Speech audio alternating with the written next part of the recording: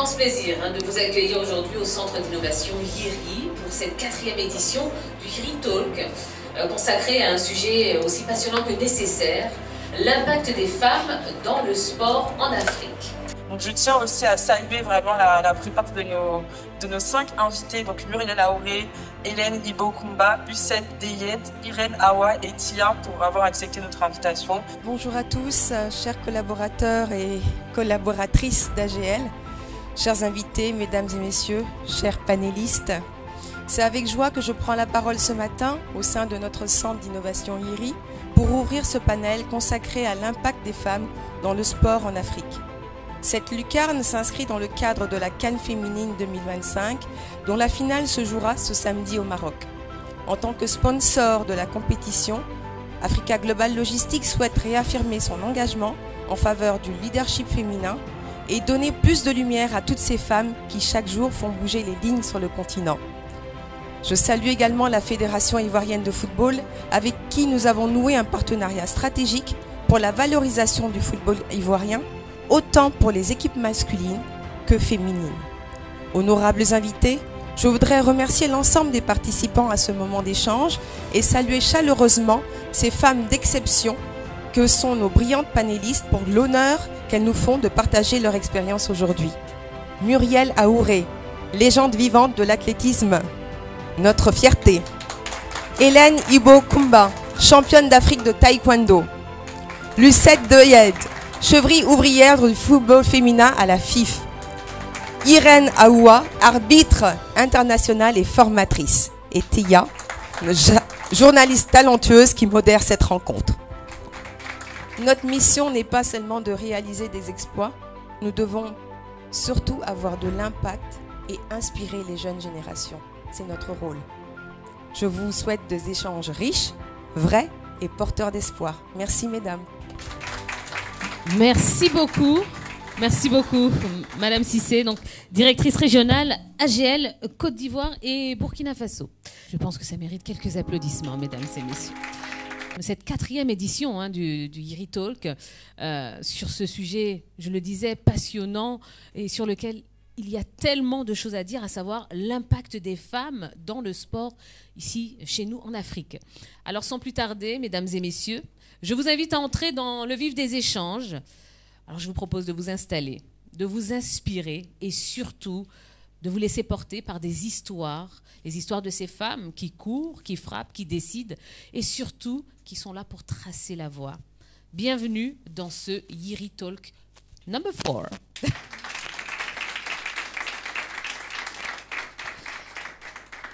Alors, mesdames, on est là pour parler du sport ici en Afrique, mais surtout de la place des femmes dans le sport africain. Alors, avant d'entrer dans le vif du sujet, moi, j'aimerais que chacune d'entre vous prenne la parole pour parler un petit peu de son parcours, de façon très brève. Alors, on va commencer avec Lucette. Alors, je peux dire qu'en ce qui me concerne, rien ne présageait que je travaille dans le football. Parce que après un master en droit des affaires, je rentre en Côte d'Ivoire et je me voyais bien travailler dans un cabinet. Et je travaille pendant 2 ans dans un cabinet conseil. Et ensuite, je suis sur le carreau, l'entreprise dans laquelle je suis ferme. Et entre-temps, j'entends parler d'un poste à la Fédération de football comme assistante du premier vice-président, paix à son âme, Sori Diabaté. Et je dis, pourquoi pas? Je vais y aller. Et puis bon, en attendant de trouver mieux, je vais y aller.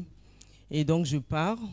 Dans un premier temps, pendant 2 ans, je suis l'assistante de Sori Diabaté à la Ligue professionnelle de football.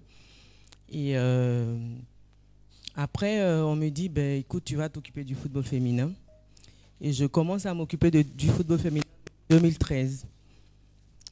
D'abord avec le championnat national et ensuite on me confie les équipes nationales. Et voilà, depuis 2013, je suis en contact, on va dire, avec le football féminin. Et je peux dire que j'imagine même plus ma vie loin des stades. C'est ce que je peux dire en ce qui concerne mon parcours.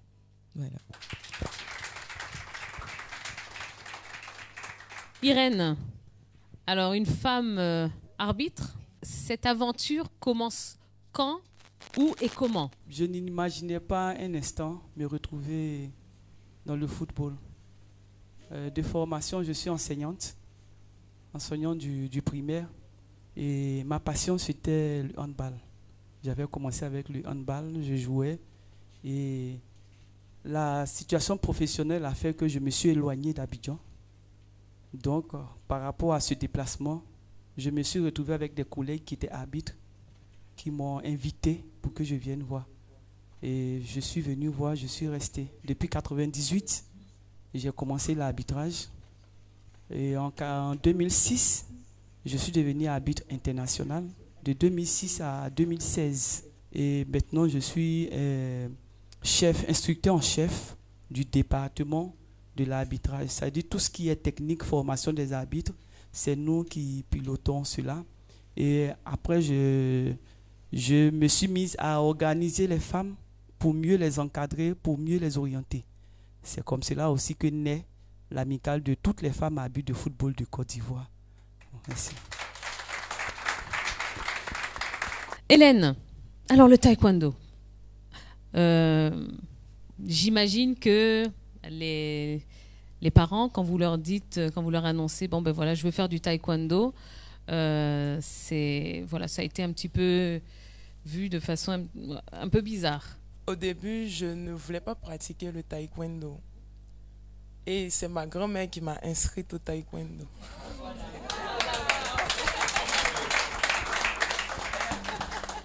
Parce qu'elle me trouvait un peu bagarreuse. Donc, elle voulait que j'arrive à me canaliser. C'est au fur et à mesure que j'ai commencé à aimer le taekwondo et j'ai pris part à ma première compétition à l'âge de 10 ans, où j'ai remporté la médaille d'argent. Cette médaille-là m'a permis de m'intéresser encore plus à ce sport. J'ai participé à plusieurs autres compétitions et en 2018, j'ai été détectée en équipe nationale où j'ai participé à ma première compétition internationale qui était les Jeux africains en Algérie, les Jeux africains de la jeunesse. Et là-bas, j'ai remporté la médaille d'or. Après cela, j'ai participé à plusieurs autres compétitions, dans l'Open de Sénégal, l'Open du Liban. Et en 2023, il y a eu le championnat d'Afrique en Côte d'Ivoire ici. Et j'ai remporté la médaille d'or et j'étais championne d'Afrique de taekwondo.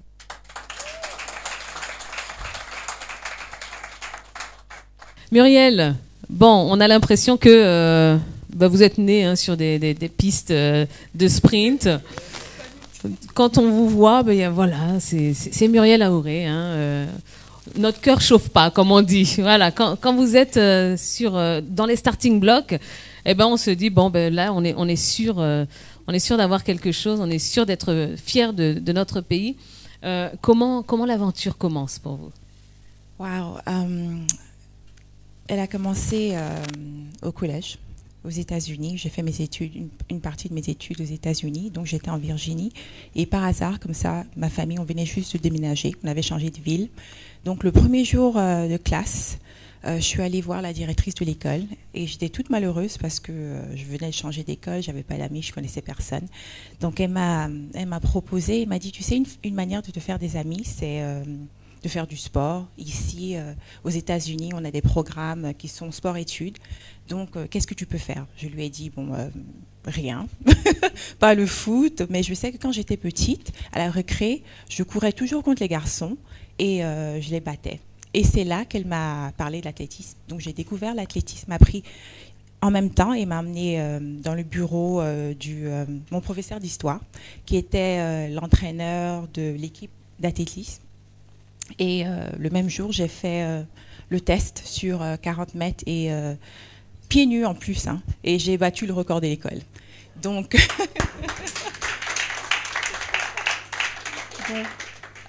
De là, en même temps, j'ai intégré l'équipe immédiatement et j'ai gagné le championnat de collège. Et après ça, j'ai eu une bourse pour aller à l'université de Miami, où j'ai fait mes études en criminologie.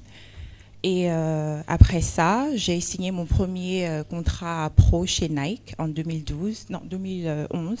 Et en 2012, j'ai participé à ma toute première compétition internationale. J'ai décidé de courir pour la Côte d'Ivoire parce que j'étais recrutée par non seulement les États-Unis et la France. Et en 2012, j'ai gagné ma toute première médaille qui était celle du 60 mètres en salle. Et c'est là que je suis devenue en même temps la première personne africaine à gagner une médaille en salle sur 60 mètres.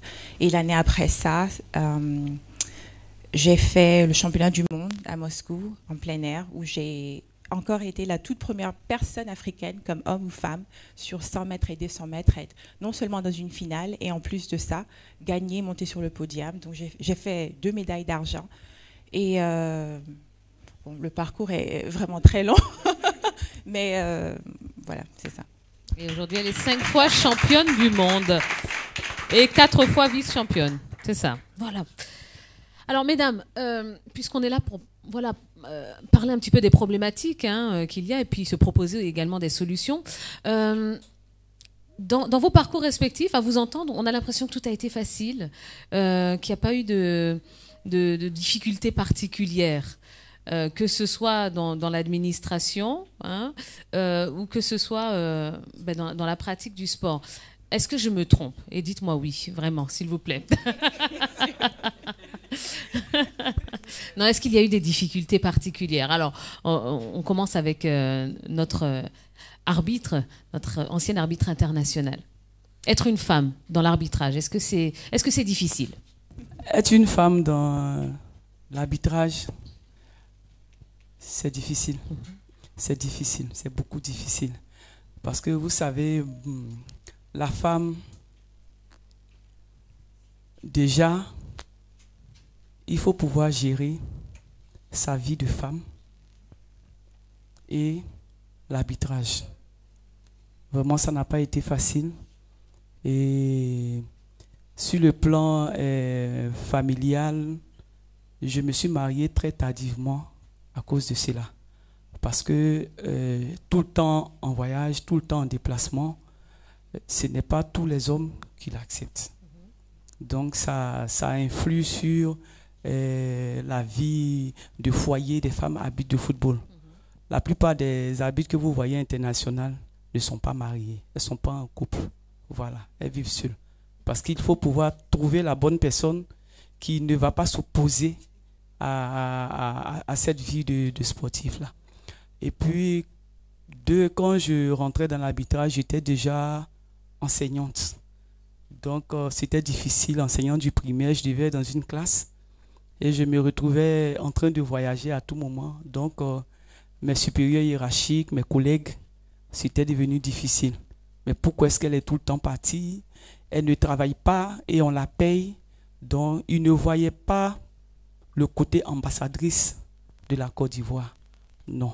La femme arbitre qui évolue, il lui faut travailler 2 fois plus qu'un homme pour pouvoir les surpasser. Parce qu'ils estiment que vous êtes moins doué qu'eux? Oui. Pour eux, la femme n'a pas sa place là. Et j'entendais dire, mais tu es venu chercher quoi? Reste à la maison. Tu fais quoi ici? Va préparer. Et même quand vous êtes en séance de travail, s'ils ont besoin de quelqu'un pour leur faire du café, c'est toi qu'on désigne. S'il te plaît, tu peux nous faire du café. Bon, voilà, c'est toutes ces choses-là qu'on rencontre. Mais bon, Dieu aidant, on a pu y arriver. Lucette, alors au sein de la Fédération ivoirienne de football, même si vous vous occupez de la section féminine, déjà, est-ce que c'est quelque chose qui est normal pour vous qu'une femme s'occupe des femmes? Oui, je trouve que c'est normal. Parce que déjà, on s'occupe des jeunes filles. Donc, elles ont besoin d'avoir une figure maternelle. Et entre femmes, on se comprend mieux, je pense. Les hommes n'ont pas parfois idée de ce que les femmes vivent, surtout dans le sport. Par exemple, excusez-moi, je vais prendre par exemple le cas d'une jeune fille qui vient jouer au foot et qui voit ses règles. Devant un homme, elle ne pourra pas parler. elle ne pourra pas lui dire le mal qu'elle a. Mais par contre, à moi, une femme, elle pourra dire, voilà ce qui se passe en ce moment. Et je saurai quoi faire pour l'aider, pour qu'elle puisse, malgré ça, aller jouer son match. Donc, je pense que c'est normal qu'une femme s'occupe de l'équipe féminine, de tout ce qui est sport féminin. Est-ce qu'il y a un regard particulier de la part des hommes au sein de la fédération sur vous qui êtes une dame ? Non, je dirais pas qu'il y a un regard particulier. Ils trouvent que c'est normal.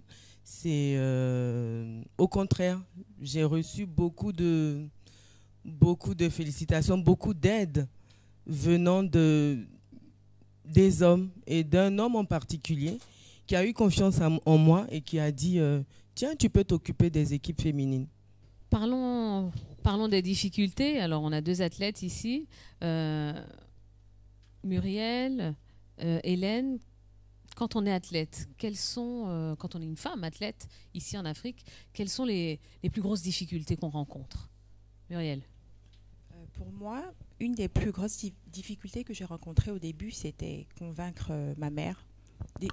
C'était convaincre ma mère de me laisser courir. Parce que elle m'a dit, je t'ai envoyé aux États-Unis, c'est pour faire tes études, c'est pas pour aller faire le sport. Le sport, c'est pas pour les femmes. Et ça, c'est vraiment l'aider à changer l'idée du fait que je peux... Aux États-Unis, il y a un programme où on peut faire les études en même temps que le sport. Donc, j'ai eu la chance de pouvoir être dans cette situation, mais c'est pas la même chose ici, en Côte d'Ivoire. Donc, pour moi, c'était vraiment me battre et essayer de tout faire pour lui montrer que je peux faire même mes études et être aussi brillante du côté du sport. Quand vous avez commencé ou encore aujourd'hui, est-ce que vous avez l'impression que votre sport et le fait d'être une femme dans ce sport, est-ce que vous avez l'impression que c'est assez mis en avant ? Est-ce que vous avez l'impression qu'il y a un accompagnement, que ce soit de la part des médias, que ce soit de la part des institutions ? Pour moi, au tout début de ma carrière, c'était très difficile, je vais avouer, que l'athlétisme était un peu le seul sport qu'on connaissait ici en Côte d'Ivoire, à part le football. C'était juste le football, c'était le foot ou rien. Donc, quand j'ai dit à ma mère encore que je voulais faire, tu vas faire le sport, les gens ne connaissent pas, qu'est-ce que tu vas faire ? Je lui dis, mais maman, pour moi, c'est important d'ouvrir la porte, parce qu'il faut qu'une femme puisse avoir une référence. Donc, la raison pourquoi j'ai décidé de courir pour la Côte d'Ivoire, c'était quand j'ai regardé toutes les statistiques et tout ça, les records et tout ce qui s'est passé, j'ai vu qu'on avait Gabriel Thiago, qui était un champion qui était incroyable, qui a eu la toute première médaille olympique pour la Côte d'Ivoire. Et je dis, mais c'est possible. Je suis une femme africaine, c'est possible de monter tout au toit de l'athlétisme. Donc, j'ai décidé de courir et de le faire. Mais au début, c'était difficile pour avoir les courses diffusées. On a dû se battre avec mon équipe, mon manager et tout ça. Et avec des sponsors, c'est eux qui ont... au début, j'avais signé en 2013, je pense que j'avais fait un partenariat avec MTN. Et c'est eux qui m'ont accompagnée à pouvoir payer les droits pour que les courses puissent être diffusées sur la RTI. Et on a fait de grosses mobilisations aussi sur les réseaux sociaux, essayer de pousser un peu le sport pour que les gens s'intéressent. Et plus on a fait de performances, je pense que les gens ont commencé à regarder. Pour l'instant, je n'ai pas encore rencontré de difficultés en tant que tel. Mais quand on parle de taekwondo, directement, on pense à un sport d'homme. Il y a des questions qui reviennent comme « Est-ce que tu vas frapper ton mari ?» J'ai pas osé poser la question depuis tout à l'heure, mais c'est...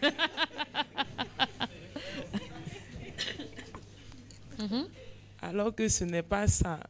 Le taekwondo nous apprend la discipline, la maîtrise de soi et le respect. C'est ça. Mais je voudrais qu'on continue dans ces stéréotypes justement qu'on a sur les femmes dans le sport. Alors, est-ce que tu vas frapper ton mari à la maison ? Ça, c'est incroyable. On est en 2025. Donc, voilà, qu'on entende encore ce genre de choses, ou qu'on pense encore à ce genre de choses. Je trouve que c'est incroyable. Est-ce que vous, mesdames, vous avez été confrontées justement à ce genre de stéréotypes? Ah oui, c'est ça. On m'a dit qu'on ne peut pas faire le sport en tant que femme et être belle. On va devenir un peu comme un homme, trop musclé, bizarre. Comment est-ce que tu vas trouver quelqu'un pour te marier et tout ça? Et à quel moment tu vas faire des enfants? Donc toute cette pression, voilà. Oui. En ce qui concerne le football, tout le monde voit, hein, la plupart des jeunes filles qui pratiquent le football sont plutôt masculines. Et quand tu excelles un peu plus, quand on va dans les compétitions, y a certaines joueuses, par exemple, qui sont prises à part pour être sûres que ce sont des femmes, en fait. Voilà. Il y a des vérifications qui sont faites? Il y a des vérifications, oui, qui sont faites pour être sûr que ce sont des femmes. Mais bon, on est confronté souvent à ça et ça joue aussi sur le mental des jeunes filles. Mais ce qu'il faut comprendre avec ces jeunes filles-là, c'est pas parce qu'elles veulent forcément être masculines, mais c'est la nature même souvent qui les pousse parce qu'elles ont des hormones, plus d'hormones masculins que féminins. Donc parfois c'est la nature qui les rend comme ça et elles en souffrent vraiment psychologiquement. Et il faut les accompagner, il faut leur parler, il faut essayer de les comprendre et puis bon, de les aider à évoluer dans le sport qu'elles ont choisi de pratiquer. Et vous alors, est-ce qu'il y a eu des stéréotypes auxquels vous avez été confrontés?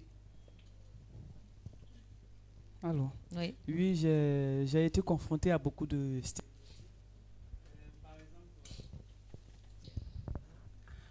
Par exemple, lorsque la Fédération ivoirienne de football m'a nommé comme la présidente de la commission régionale des arbitres de Beaunois, il y a beaucoup d'hommes qui sont partis.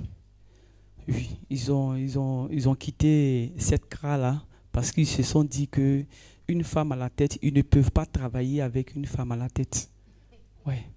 Ils ont pensé à un scandale et ça, mais les 2 années où je suis à la tête, ils se sont rendus compte que j'ai atteint des performances que 15 ans, 20 ans, ils n'ont pas pu atteindre.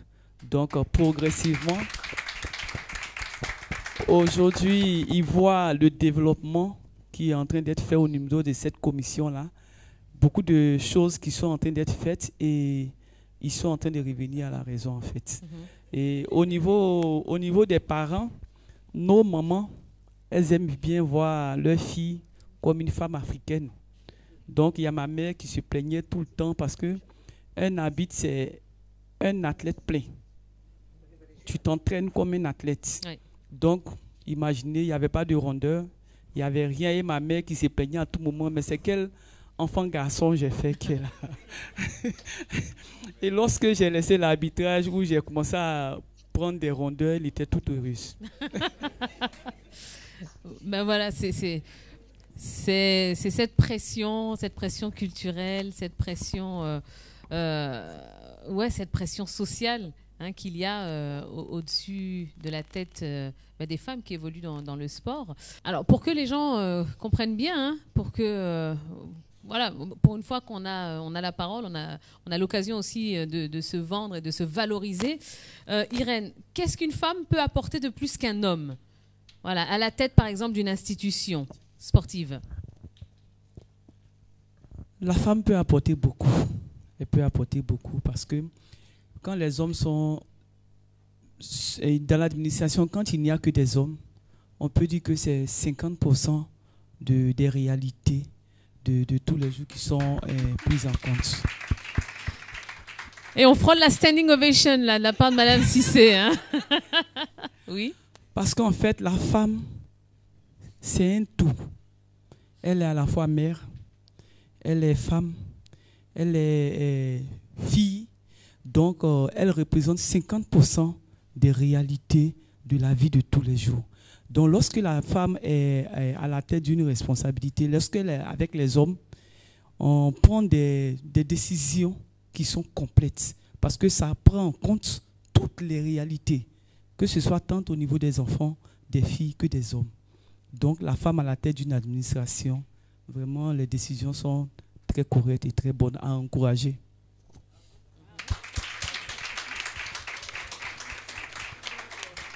Quelque chose à ajouter? J'ai rien ajouté. Elle a tout dit? Elle a tout dit, c'était vraiment parfait. Voilà. Alors, parlons maintenant des solutions. Qu'est-ce qu'il faudrait faire aujourd'hui? Qu'est-ce qu'il faudrait faire, selon vous, pour que déjà le sport féminin soit plus médiatisé, soit plus accessible, et que la condition des femmes, qu'elles soient sportives ou administratrices, oui, soit davantage valorisée? Lucette, allez-y.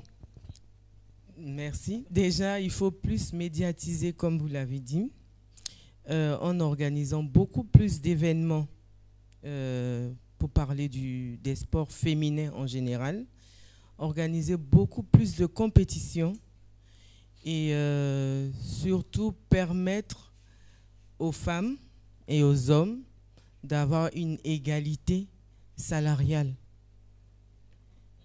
Parce que c'est le même job. Et ça a commencé par les États-Unis. Vous avez vu lors de la dernière Coupe du Monde comment elles ont bataillé. L'équipe nationale a fait même des grèves. Elles ont dit, mais écoutez, on court 90 minutes comme les hommes. On ne court pas 60 minutes. On court 90 minutes sur le terrain comme les hommes. Donc, à job égal, salaire égal. Et aujourd'hui, il y a une avancée notable en ce qui concerne les salaires, entre les salaires des hommes et les salaires des femmes aux États-Unis dans le football. Donc, je pense que c'est ça. Il faut beaucoup plus médiatiser déjà pour que les sponsors y viennent. Par exemple, en ce qui concerne le football féminin, aucun match des éléphantes n'est télévisé. Alors, comment les gens comment est-ce que les gens vont savoir qu'il y a le football féminin en Côte d'Ivoire si ce n'est pas télévisé? Ce que je voulais ajouter, c'est surtout vulgariser ces activités sportives-là, en commençant au bas de l'échelle. C'est-à-dire dans les écoles primaires, donner des conférences, dire aux filles qu'elles peuvent venir, qu'elles ont leur place, qu'elles ont toutes les aptitudes pour faire ce que les hommes font. Donc, si on commence beaucoup tôt, les filles vont s'intéresser à la chose, elles vont découvrir la chose, et puis on aura beaucoup de Muriel Aoré, beaucoup de sportifs internationaux en Côte d'Ivoire. Comme je vous le disais, mesdames et messieurs, nous allons pouvoir échanger avec vous, procéder à ce petit échange de questions-réponses, parce que j'imagine que vous en avez beaucoup à poser à nos différentes panélistes. Mesdames et messieurs, bonjour. Je suis M. Assoma. Alors, je vais juste m'adresser à Mireille Aouré, notre championne. Alors, aujourd'hui, vous laissez la place à la jeune génération.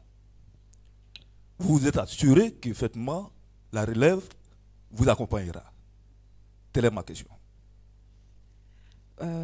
Oui, parce que quand je suis venue à l'athlétisme, c'était 15 ans après Gabrielle Thiaco. Et pour moi, je ne voulais jamais que quelque chose comme ça se répète. Donc j'ai fait en sorte, parce que de 2000, quand j'ai commencé à faire l'athlétisme en 2010, professionnellement. Donc de 2010 jusqu'à 2013, où j'ai gagné ma toute première médaille en plein air. C'est en 2013 que j'ai été reconnue par la Côte d'Ivoire et tout le monde savait qu'il y avait une Ivoirienne qui courait. Et après ça, en 2016, c'est là qu'on a commencé à voir la relève qui vient, comme Majo, Maboudou, Jessica, Arthur Gussisté, Meïté, toutes ces personnes qui ont couru. Donc pour moi, je pense que le travail est fait. Ouais, très fort. Est-ce que vos carrières sportives vous ont aidé dans d'autres sphères de votre vie, comme le business ou encore la gestion de vos projets personnels? Et on sait que le sport, c'est un vecteur de confiance et de dépassement de soi pour les femmes. Est-ce que vous pensez que l'entrepreneuriat peut jouer un rôle similaire en termes d'émancipation et d'autonomisation de la femme? On va dire oui. Déjà, le sport, c'est s'ouvrir à un monde très vaste. C'est rencontrer beaucoup de personnes. C'est se faire un carnet d'adresses, mais très impressionnant. Et je peux dire oui, le sport m'a aidé dans ma vie personnelle, pas seulement professionnelle, dans ma vie personnelle également. Le sport même fait partie de l'entrepreneuriat. Oui, le sport, c'est l'entrepreneuriat parce que la plupart des sportifs ont leur activité principale et ils décident de s'adonner au sport. Donc, tout ce que le sport donne comme aptitude, c'est ce que l'entrepreneuriat aussi donne. Parce que ça permet aujourd'hui aux femmes, avec les différentes formations qui sont faites, d'avoir une certaine confiance en elles, de sortir de leur zone de confort et puis d'aller au-delà de leurs aptitudes. Donc, l'entrepreneuriat aide beaucoup les femmes, comme le sport le fait. Alors, ça y est, on en a fini avec ce panel, avec cet échange. J'espère en tout cas que vous avez passé un très bon moment, que vous avez pu être inspiré, vous avez pu comprendre également le parcours de toutes ces dames ici présentes. J'aimerais qu'on les applaudisse chaleureusement parce que on a eu quand même la chance d'avoir des interventions très riches et des échanges de qualité. Merci, mesdames. Les discussions de ce matin l'ont montré, et on peut le dire, les femmes africaines sont plus que jamais des forces vives du sport. Par leur engagement, leur résilience et surtout par leur talent, eh bien, elles font bouger aujourd'hui les lignes, elles inspirent des générations futures et elles contribuent activement à la transformation de nos sociétés. Alors, on a pu mettre en lumière certaines problématiques, certains défis qu'il va falloir encore relever. Et on espère en tout cas que le message sera tombé dans de bonnes oreilles, que ce soit au niveau des institutions, de l'État, des entreprises privées, publiques, pour venir et pour se joindre à toutes ces dames, hein, et accompagner justement ce difficile combat qu'est la place de la femme dans le sport. En ce moment, c'est la Coupe d'Afrique des Nations féminines qui célèbre l'élite du football féminin africain. AGL est un sponsor de marque et un sponsor en tout cas très actif qui a permis justement cette plateforme d'échange. Et je pense qu'aujourd'hui, il est de notre responsabilité de faire en sorte que cette dynamique perdure au-delà de ce tournoi, au-delà de cet espace d'échange. Et on espère en tout cas que vous serez chacun à votre niveau des vecteurs de ce message et que vous allez continuer à faire ce combat avec nous, avec toutes ces dames. Merci à tous. Vous savez que on ne saurait terminer cet échange sans remercier justement ce centre d'innovation IRI qui nous accueille aujourd'hui, sans remercier Africa Global Logistique qui est à la tête et qui a vraiment pensé et réfléchi cet espace d'échange. On va remercier également la Fédération ivoirienne de football, on va remercier nos athlètes, on va vous remercier à vous qui étiez présents ce matin, que ce soit ici avec nous, que ce soit sur les réseaux sociaux. Et on va finir avec un petit cocktail. Voilà, ça va nous faire du bien. Mais avant le cocktail, je vais vous proposer de regarder ce spot justement d'AGL, Africa Global Logistique.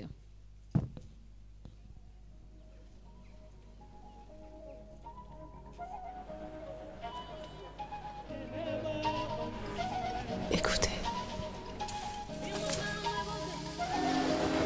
Ceci est le son des humains qui se déplacent sur Terre. Des merveilles qu'ils savent tirer du sol. Entendez le chant de l'aventure.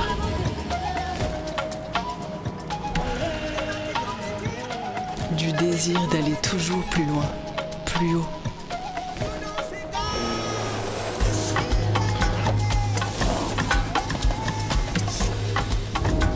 De la force d'un réseau qui alimente jusqu'au cœur de l'Afrique pour qu'il batte, jour après jour, toujours plus fort. Elle est la mer, elle est le port, elle est le rail, elle est la route. Elle se part de 1000 couleurs, de 1000 chants, de 1000 sourires. Elle est la logistique du continent africain. Elle est la force d'une entreprise au savoir-faire centenaire. Elle est AGL.